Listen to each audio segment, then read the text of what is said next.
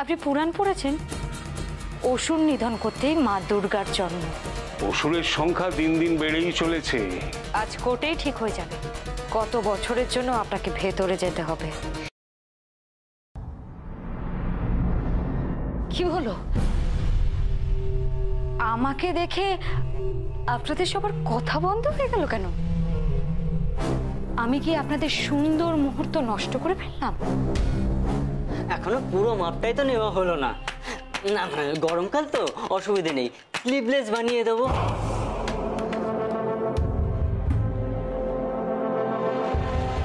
তা জানতে পারি কি এত আয়োজন কিসের জন্য? ব্রজ, আমাদের মুখ্যমন্ত্রীর হাতে অঢেল সময়। আজ সকালে কাজকর্ম ফেলে আমার শরীর স্বাস্থ্যের খোঁজ নিতে এসছে। সে তো আমি রোজই আসি। শ্বশুর মশাইয়ের শরীরের খোঁজ খবর নেওয়াটা তো আমার কাজের মধ্যেই পড়ে, তাই না? অভির শরীর আজকে একটু ভালো আছে, তাই একটু ওই ব্যায়াম ট্যায়াম করছিল আর কি। বাহ, এ তো ভালো কথা। ভালো কথা কেন? এখান থেকে আমাকে জেলে পাঠাতে পারবে এই ভেবে? সে তো আপনাকে যেতেই হবে লম্বা সময়ের জন্য। তবে আপনি চিন্তা করবেন না, এখানকার মতো আমি ওখানেও রোজ যাব আপনার শরীর স্বাস্থ্যের খোঁজ খবর নিতে। আমাকে তো আমার দায়িত্ব কর্তব্যের পালন করতেই হবে, তাই না? তুমি ঠিক জানো এমনটাই হবে। আপনি পুরাণ পড়েছেন? না পড়লেও গল্প শুনেছেন নিশ্চয়, জানা তো উচিত। অসুর নিধন করতেই মা দুর্গার জন্ম। তুমি শ্বশুরকে অসুর? হ্যাঁ বলছে বলুক না, কিন্তু দুর্গা তুমি চারপাশটা দেখছো তো? অসুরের সংখ্যা দিন দিন বেড়েই চলেছে। তুমি একা একা আর কোথায় ঘুরবে? সব জায়গায় ঘুরবো না তো। একজন দুজন অসুরকে ধরে তার অন্যায় এমন শাস্তি দেব যা দেখে সবাই ভয় পাবে। হয় নিজেদের শুধরে নেবে, না হলে এই দেশ ছেড়ে পালাবে। মুখ্যমন্ত্রী হয়ে সবাইকে যে রোগটা ধরে, তোমাকে খুব অল্প সময় ধরেছে। সবকিছু বদলাবে ভাবছো, পাপের জন্য পারবে না। তোমার ক্ষমতা নেই কিছু বদলানো, বরং বেশি অসুর নিধন করতে গেলে ওরাই তোমার বাকি হাতগুলো খুলে নেবে বডি থেকে। আপনি বোধহয় ভুলে যাচ্ছেন, আমি আর এখন একা নই। বাংলার প্রতিটা ঘরে আমার মতো অসংখ্য দুর্গা আছে, যাদের সংখ্যা অসুরদের সংখ্যা থেকে অনেক বেশি। আর তারাও প্রতিবাদ করতে পিছিয়ে নেই, কিন্তু দুবার ভাববেও না, হাতও কাঁপবে না অসুর নিধন করতে। হাত নয়, বুক কাঁপবে। এবার বদলাবে ভাবছো তো? বদলাবে, সবকিছু খুব তাড়াতাড়ি বদলাবে, মিলিয়ে নিও। আপনাকে বোধহয় কেউ কিছু বুঝিয়েছে, তাই না? মিথ্যে আশ্বাস দিয়েছে, তাই আজ এত আপনার ফুর্তি। তবে এটা বেশিক্ষণ ধোপে টিকবে না। আজ কোর্টেই ঠিক হয়ে যাবে কত বছরের জন্য আপনাকে ভেতরে যেতে হবে।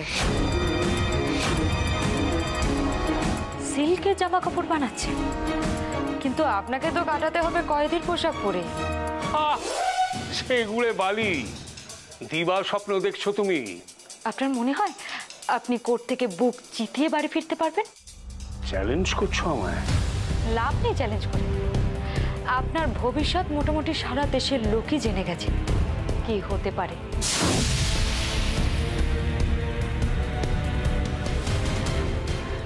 কাল সকাল থেকে বাড়ি থেকে বেরিয়েছে, এখনো ফেরার নাম নেই। একটু যে বাড়িতে খবর দেবে সেটুকু কাণ্ডজ্ঞান নেই ছেলেটার। দুর্গাকে আমার জিজ্ঞেস করতেও বিরক্ত লাগে। কি ভেবেছিলাম আর কি চরিত্র বেরোলো মেয়েটা। বাড়ির কারোর প্রতি কোনো কর্তব্য নেই, নিজের স্বামীর প্রতিও কোনো কর্তব্য জ্ঞান নেই। সে সকাল সকাল বেরোচ্ছে আর অত রাত করে বাড়ি ফিরছে ঢ্যাং ঢ্যাং করে। সংসার সামলাতে পারে না উনি, নাকি করবেন দেশোদ্ধার। কি হলো? কি হচ্ছে কি এখানে? পরিষ্কার করছি মা। হ্যাঁ সে তো দেখতেই পাচ্ছি। জামা কাপড় কাচা হয়েছে কি? হ্যাঁ মা, ওয়াশিং মেশিনে দিয়ে সেই কাজগুলো সারছি, গিয়ে মেলে দেবো। রান্না বান্না কখন হবে? হয়ে যাবে মা, রোজই তো করি। হ্যাঁ করো। এখন যার কাছে তুমি দীক্ষা নিয়েছো তিনি তো কাজে অষ্টরম্ভা, তুমিও তাই হবে। এসব তুমি কি বলছো মা? আমি কি কোনোদিন আমার কাজে... হ্যাঁ করনি, এবার করবে। শিখছো তো ফাঁকিবাজি, কাজের মধ্যে কর্মের মধ্যে সবকিছুতে ফাঁকিবাজি শিখছো। আমি একটা কথা বলে রাখছি, পুরনো লোক বলি কিন্তু আমি একদম রেয়াত করব না। কি করবে? ওই দুর্গার ধামা ধরে কিন্তু এ বাড়িতে চলবে না, বুঝে রেখেছো? কি করবে মা? তাড়িয়ে দেবে? হ্যাঁ, তাতে তোমার কি আসে যায়? মাথার উপর তো দুর্গা আছেন না। আমি আজও তোমায় বুঝে উঠতে পারলাম না মা। আমাদের বস্তিতে তো সবাই এক কথাই বলে, বাড়ির বউ হলে ছোট বৌদি বুনির মতো হওয়া উচিত, ওর কাছ থেকে শেখা উচিত। আর তুমি এত বড় স্পর্ধা, তুই এবার আমায় উচিত অনুচিত শেখাবি? তুমি আমায় ভুল বুঝছো মা, আমি কিন্তু তোমাকে আমার যা বোঝার বোঝা হয়ে গেছে। তুই আমায় কি বুঝেছিস রে? তুই আমায় কি বুঝেছিস? নিজের স্বামী ছেলেকে জেলে পাঠিয়ে কে বৌমাকে মন্ত্রী দেখতে চায়?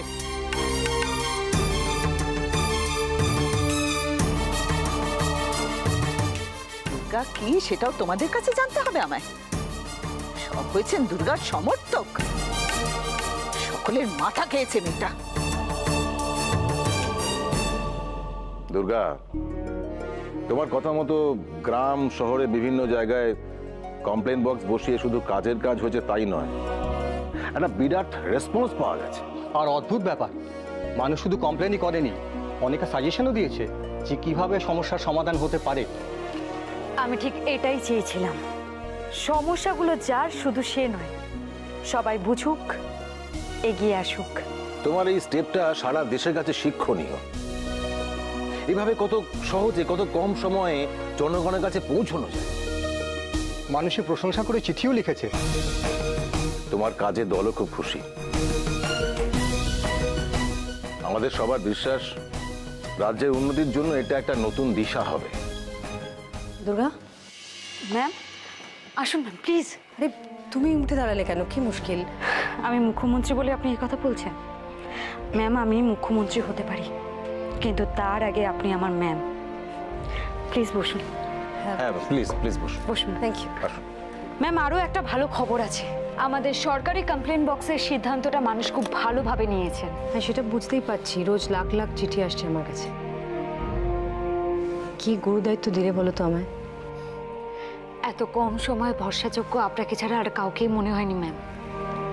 কিন্তু আমি কি ম্যাম আপনি এতদিন অনেক অত্যাচারিত অনাথ মেয়েদের আশ্রয় দিয়েছেন, ভেবেছেন তাদের কথা, তাদের সমস্যার সমাধান করেছেন। এখন না হয় গণ্ডিটা একটু বড় হলো।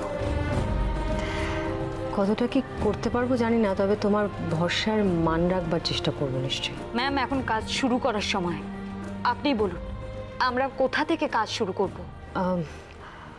ঝুড়ো বস্তির মানুষটা একটা পিটিশন দিয়েছেন, খুব খারাপ আছেন ওরা, খাবার জল নিকাশি ব্যবস্থা ভালো না, সারা বছর সেই জন্য রোগভোগ লেগেই থাকে। অভিরূপ মুখার্জি তার দেওয়া কোনো কথাই রাখতে পারেননি, কোনো উন্নয়ন হয়নি ওই অঞ্চলে, ওটা আমাদের কাছেই আছে, তাই যদি ওখান থেকেই আমরা কাজ। বেশ স্যার, আমি এক্ষুনি ওই ঝোড়ো বস্তিতে যেতে চাই, যত তাড়াতাড়ি সম্ভব আমি এই সমস্যার সমাধান করতে চাই। মেজো, ছোট, রিয়া, কোথায় গেলি? কোথায় তোরা? ঠাকুরপো, আরে কি হয়েছে দিদি ভাই? কি করছিস কি তোরা তখন থেকে? কাজ করছিলাম তো, কি হয়েছে বলবে তো? এখন কাজ ফাজ সব ছাড়, আমি যেটা বলছি সেটা কর। বাড়িটাকে তোর দাদার মনের মতন সাজানোর ব্যবস্থা কর। বাবার মনের মতো? বাবা আবার কবে বাড়ি সাজানোর কথা ভেবেছে মা? আজকের দিনটা অন্তত এইসব টাড়া ব্যাকা কথা ছাড়, আমি যেটা বলছি সেটা কর। এই নে লিস্টটা, ঠাকুরপোকে দে। কিসের লিস্ট এটা?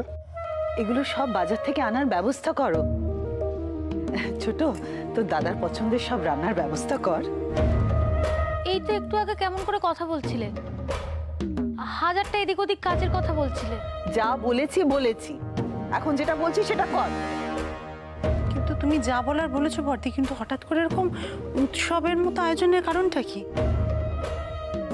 তোর দাদার কেস আজ কোর্টে উঠবে। আচ্ছা মা, তোমার কি ধারণা কেসটা কোর্টে উঠলেই বাবা ছাড়া পেয়ে যাবে, এ বাড়িতে চলে আসবে? হ্যাঁ, আসবে। বৌদি দেখো, তোমাকে কি কথাটা বলেছে আমি জানি না, তবে কোনো ভুল ধারণা নিয়ে না থাকাটাই ভালো, তাহলে কষ্টটা তোমার বাড়বে। উনি ছাড়া না পেলেই তোমরা খুশি হও, সেটা আমি ভালো করে জানি।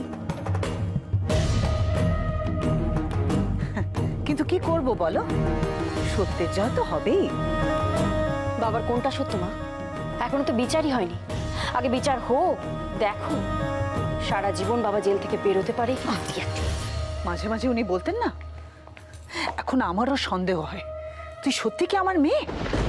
রাজবাড়ি করে লাভ নেই বর্দি, তুমি কিন্তু আবার সত্যি সত্যি ছেলে মানুষই করছো। দাদার তো এখনো বিচারই হয়নি, তুমি তুমি তার আগেই তাকে নির্দোষ ঘোষণা করে দিচ্ছ। সত্যি মিথ্যা তো এখনো কিছুই প্রমাণ হয়নি। মার বোধহয় মাথাতেও নেই যে বাবা আর দাদা ভাইয়ের উপর কিসের কিসের মামলা চলছে। খুন থেকে শুরু করে ভোটে কারচুপি সবকিছু আছে। পেনাল কোডের অর্ধেক বসে গেছে এই দুজনের নামের পাশে। সে তো ইচ্ছে করে করা হয়েছে, ফাঁসানো হয়েছে তোর বাবাদের। এসব নিয়ে তর্ক করে লাভ নেই রিয়া, বর্দি কিচ্ছু বুঝবে না। তোরাও বুঝতে পারছিস না দুর্গা এসব করিয়েছে। ওর উদ্দেশ্য কি করে মানুষকে ছোট করবে, অপদস্থ করবে, শাস্তি দেওয়া হবে। দুর্গার জায়গায় আমি থাকলে আমিও সেটাই করতাম মা। সে তো করবি, তবে যে যাই বলুক কারোর উদ্দেশ্য আমি সফল হতে দেব না, দেব না, দেব না।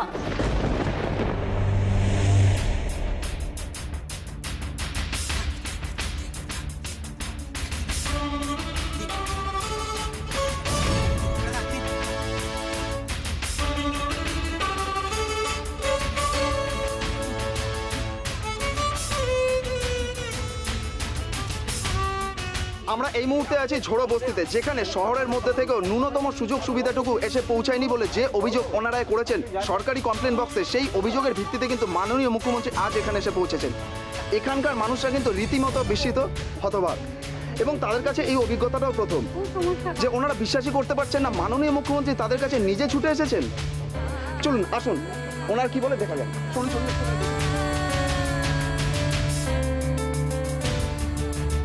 আমি আপনাদের অভিযোগ পেয়েছি, আমি এখানে নিজে এসেছি, কারণ না এলে বুঝতে পারতাম না আপনারা কতটা সমস্যা, কতটা অসুবিধার মধ্যে আছেন। একটা ছোট্ট চিঠিতে আপনাদের বড় বড় সমস্যাগুলোর কথা সম্পূর্ণভাবে জানা সম্ভব নয়, তাই আমরা এসেছি যাতে আপনারা নিজেদের মুখে বলতে পারেন আপনাদের কি কি সমস্যা।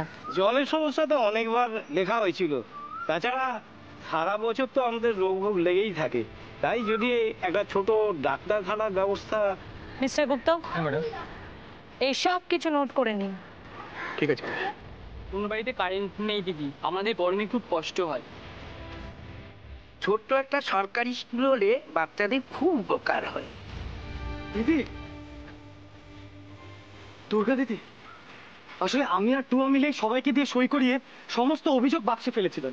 বেশ করেছো, আমরা চাই সবাই সবার সমস্যার কথাটা আমাদের কাছে মুখ খুলে বলুক। কিন্তু দিদি বললে কি আদৌ কাজ হবে? আপনার কি মনে হয় আমরা এখানে কেন এসেছি?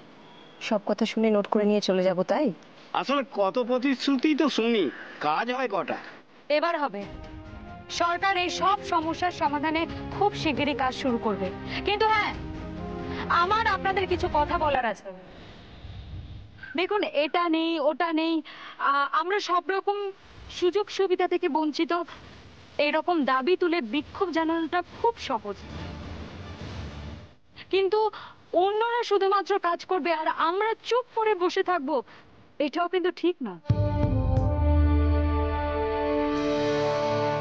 আমরা তো চেষ্টা করবই, তার সাথে নিজেদের ভালোর জন্য, নিজেদের উন্নতির জন্য আপনাদের নিজেদেরও কিছু কাজ করতে হবে। তুমি একদম ঠিক কথা বলেছো দুর্গা দিদি, আমাদের নিজেদের ভালোটা আমাদের নিজেদেরই বুঝতে হবে। এখানেও আমার কিছু কথা বলার আছে, সবাই একটু আমার কথাটা মন দিয়ে শুনবেন। আজ আমি এখানে দাঁড়িয়ে একটা ঘোষণা করে যাচ্ছি যে বস্তি বা এলাকা পরিচ্ছন্নতা বা অন্যান্য যে কোনো ব্যাপারে নজির হবে তাকে আদর্শ বস্তি বা এলাকা বলে ঘোষণা করা হবে। শুধু তাই নয়, সরকারি তহবিল থেকে উন্নয়নের জন্য অনুদানও দেওয়া হবে।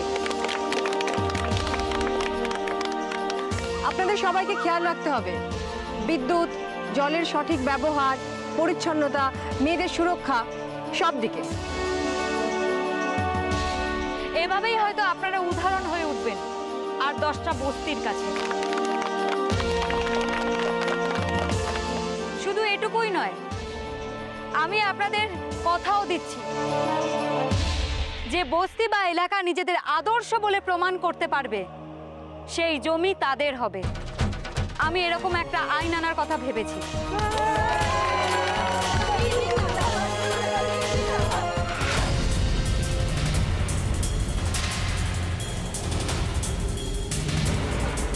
Hello sir. হ্যাঁ বল। শুনতে পাচ্ছেন না? এখানে দুর্গা মাই কি জয় হচ্ছে। ও, শুধু এটা মাথায় রাখিস, দুর্গা ওখান থেকে বেরোনোর আগে যেন কাজটা হয়। হ্যাঁ স্যার। যেভাবে বলেছি সেভাবে কাজটা করবি, এক্সট্রা কোনো পাকামো করতে যাবি না। না না, আমি ছোকে নিয়েছি, পুরো রেডি আছে। চোখ বুঝে মারবো কোপ।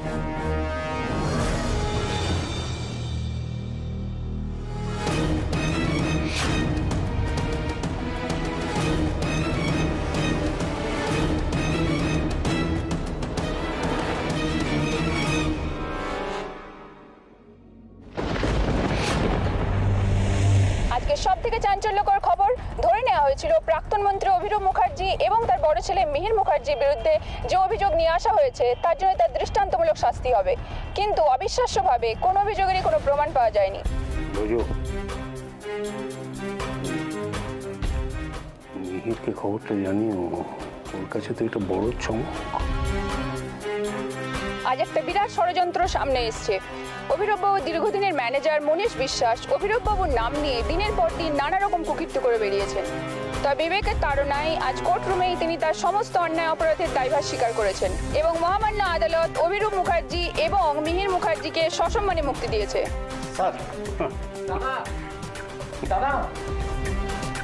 বাবা, এইসব করে বেরোলে কি ভাববেন দাদা? আমরা সত্যি আনন্দিত। Thank you, thank you. সবই তো তোমাদের জন্য। আমরা এই মুহূর্তে হসপিটালে অভিরূপ বাবুর কেবিনের ঠিক বাইরে দাঁড়িয়ে আছি। উনি মুক্ত। ওনাকে ঘিরে ওনার দলীয় কর্মীরা উচ্ছ্বাসে ফেটে পড়েছে। যদিও অভিরূপ বাবু এখনো পুরোপুরি সুস্থ নন, তবুও এই জয় কিন্তু ওনার মুখে হাসি ফুটিয়েছে। আমরা এবার ওনার সাথে কথা বলে নেব, শুনবো অভিরূপ বাবু কি বলছে। আসুন। স্যার প্লিজ যদি কিছু বলেন।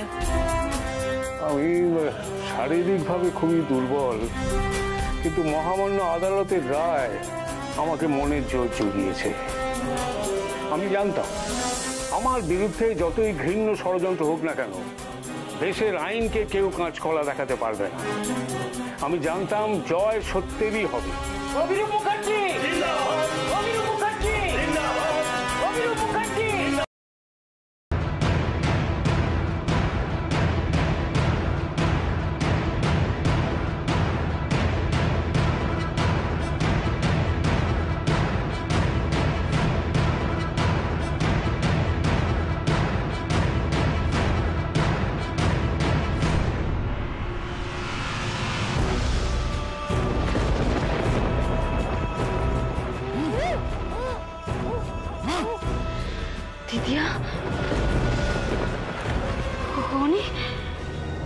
এদেরকে খালাস করতে আমার স্রেফ 2টো গুলি খরচা হবে। তবে চাইলে আপনার কাছে এদেরকে পিস পিস করেও পাঠাতে পারি না। তবে এদেরকে যদি জ্যান্ত ফিরে পেতে চান, আমাদের শর্ত আপনাকে মানতে হবে। ন্যাপলা, গোপাল আর হারানকে ছাড়তে হবে। এদের বাঁচা মরা পুরোটাই এখন আপনার হাতে।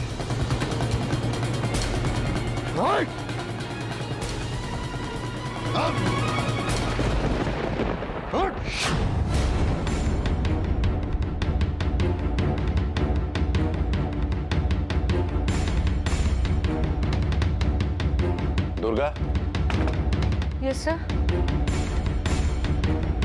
দুর্গা, খবর শুনেছো? কি খবর? অভিরূপ এবং মিহিরকে কোর্ট বেকসুর খালাস করে দিয়েছে। কি? এটা কি করে সম্ভব? ওরা একটা বড় খেলা খেলেছে। আমাদেরই দলের মেম্বার মনীষ বিশ্বাস, যে কিনা অভিরূপের সেক্রেটারি ছিল, সে কোর্টে দাঁড়িয়ে সারেন্ডার করে বলেছে যে অভিরূপের নামে যা যা অন্যায় হয়েছে তা নাকি আসলে মনীষ বিশ্বাস ও নিজে করেছে।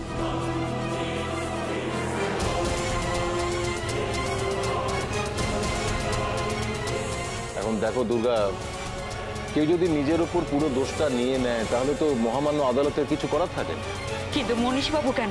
লোভ কিংবা ভয়, যে কোনো কিছু হতে পারে। দুর্গা, সেসব ভাবার সময় নেই। ভাবনা একটাই, যাদের শাস্তি পাওয়ার কথা ছিল তারা সসম্মানে জেল থেকে বেরিয়ে এসেছে। আইনের ফাঁক বুঝে আইনকে বুড়ো আঙুল দেখানো না, আমি এটা হতে দেব না।